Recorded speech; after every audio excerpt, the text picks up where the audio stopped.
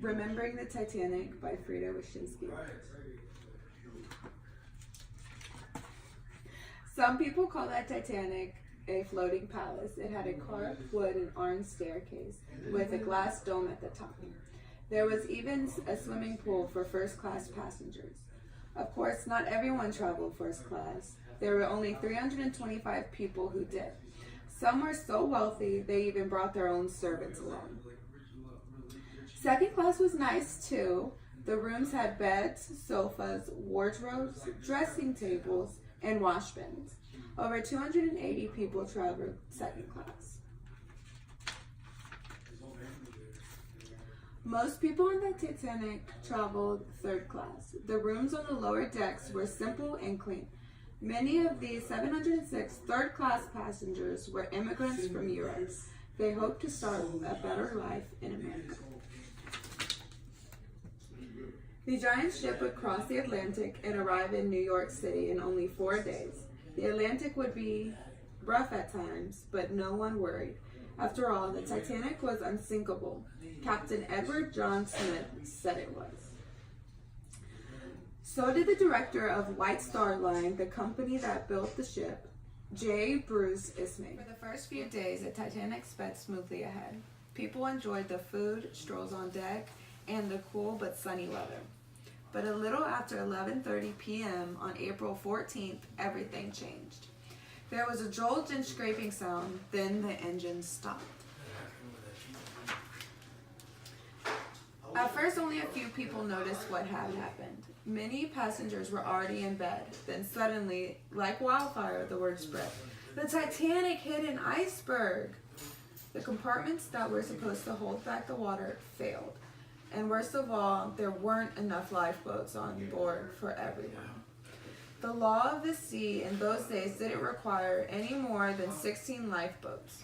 That was only enough for a little over half of the passengers. Captain Smith ordered everyone to put on the life jackets. He commanded the 16 lifeboats and 4 collapsible boats to be lowered. Women and children were helped into the boats first.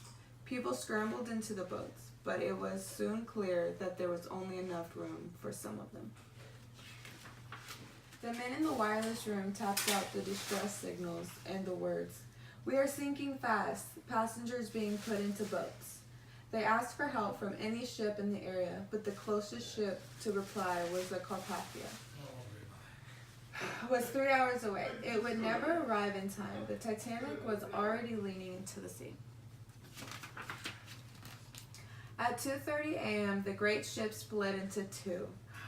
For 20 minutes, the survivors in the lifeboats heard the cries of those who had fallen into the sea. Then there was a horrible silence. At about 4:10 a.m., the Carpathia reached the first lifeboat. They helped the survivors aboard. The crew of the Carpathia offered people blankets, hot drinks, and comforting words, but it was hard to be comforted.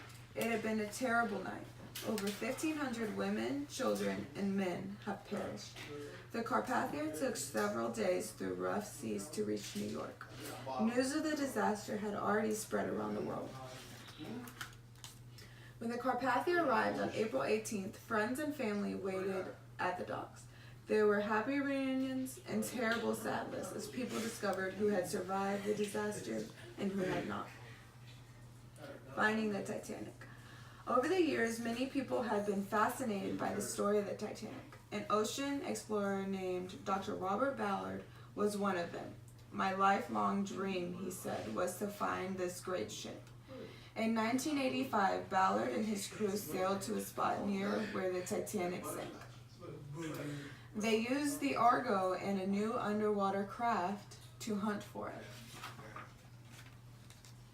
On September 1st, something amazing popped up on the video screen. Pieces from the engine of the Titanic. 73 years after the Titanic sank, Ballard and his crew found its remains. They also found beds, suitcases, dishes, and even shoes lying in the bottom of the sea.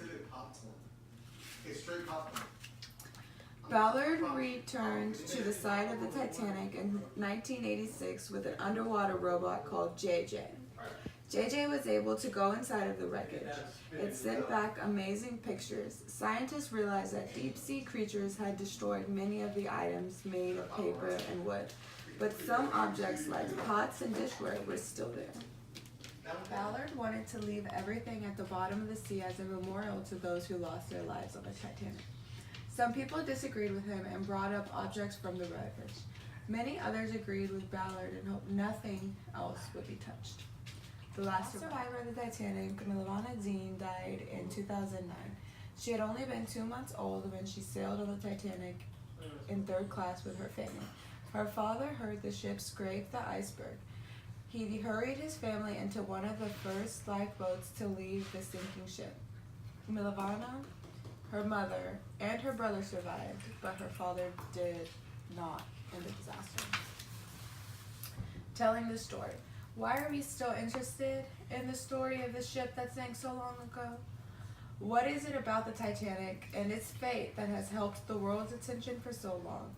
Why have people flocked to movies about the Titanic, read books about the Titanic, and want to know more about what happened to the people aboard? Perhaps it's because everyone thought the ship was unsinkable. Perhaps it's because it's a true story about how everything changed for 2,000 people in only 2 hours. Or maybe it's because if you sailed in the Titanic, whether you were rich or poor, your life would never be the same after April 15th.